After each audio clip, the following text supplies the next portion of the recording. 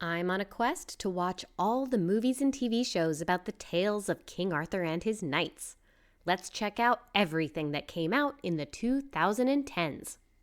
Sir Lanval is a movie from 2011. Sir Lanval is a knight at King Arthur's court who doesn't particularly like it there, but then he falls in love with a beautiful fairy lady. The only rule is that he can't tell anyone about her.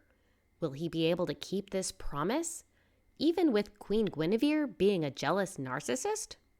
This is based on a short story by Marie de France from the 12th century. This takes place in a fictional children's storybook world, complete with castles, King Arthur's court, and a fairy world. No mention of religion and no established timeline. It was hard at first to get past the low-budget costumes. The wigs were ridiculously obvious. I think I saw a few people wearing tennis shoes, and the fairy world was just a hill with a white tent. That said, this is another excellent example of showing you don't have to have a great budget to make an enjoyable movie. It was short, romantic, and I ended up enjoying it. 77 minutes, rated 7+. Camelot is a TV series from 2011. King Uther Pendragon has been killed. His disinherited daughter Morgan is ready to take her rightful place on the throne. Little does she know that Uther had another child, and Merlin will do whatever it takes to see to it that Arthur is the one to become king of Camelot. Who will the people choose as their leader? How much nudity and sexual tension can we cram into this series? The look is more gothic fantasy than historical or even storybook. There are a few references to the Romans, but it's not consistent in setting up a timeline. A lot of references to the Christian God and faith. There is magic that you get the impression is dark and dangerous. This was my second time watching, and I went in really hoping I would like it more this time. It has the perfect recipe. Created by Michael Hurst, great acting, beautiful sets. Alas, this was not for me. This version of Arthur right away is presented as not caring about how his actions could potentially hurt others. Merlin is also extremely single-minded, and to put it bluntly, selfish. I'd like to think if it had been allowed a second season, it would have gotten better. Unfortunately, it was canceled after one season, so we'll never know. 10 episodes, 47 to 51 minutes each, rated 18+. Arthur and Merlin is a movie from 2015.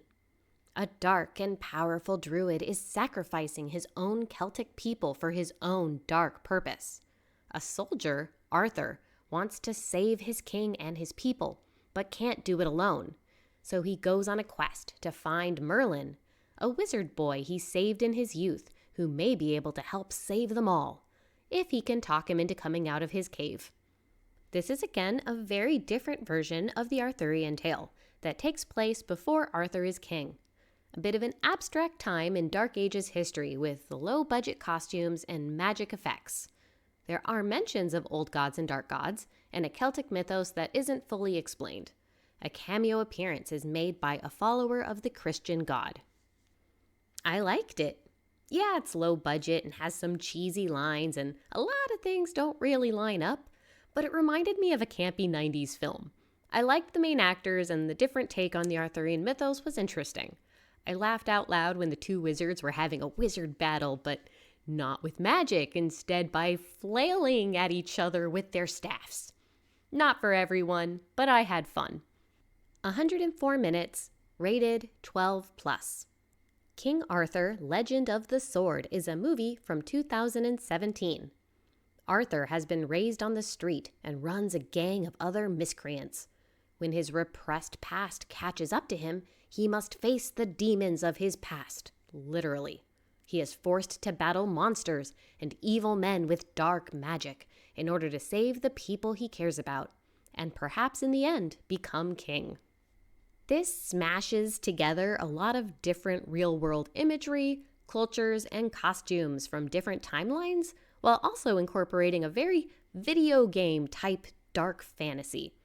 If they had exchanged the few Arthurian mythos names used and taken out pulling the sword from the stone, The audience may not guess it had anything to do with Arthurian legends. This movie is all about the special effects. I would even go so far as to classify this as a monster movie. The story bits were mostly cut up, quick-paced backflashes. The majority of the film is spent on the violence and men sizing each other up. The whole movie honestly felt like strung-together cutscenes from a video game. I thought there was some good acting in those cutscenes, but overall this was not made for me. But I'm sure lovers of big monster movies would love it. 126 minutes, rated 13+. That's it for this main list. If you still haven't had enough, here are some modern parodies and time travel shenanigan options. The Sorcerer's Apprentice is a movie from 2010 about Dave, who with the help of a wizard who was an apprentice of Merlin's, must defeat Morgana. Avalon High is a movie from 2010 about Allie Pennington, who soon discovers that she and some of her high school classmates could be the reincarnations of Arthur and his court. The Kid Who Would Be King is a movie from 2019 about 12-year-old Alex, who finds Excalibur, knights his friends, and goes on an adventure with Merlin to defeat Morgana. Thank you so much for watching. Happy watching!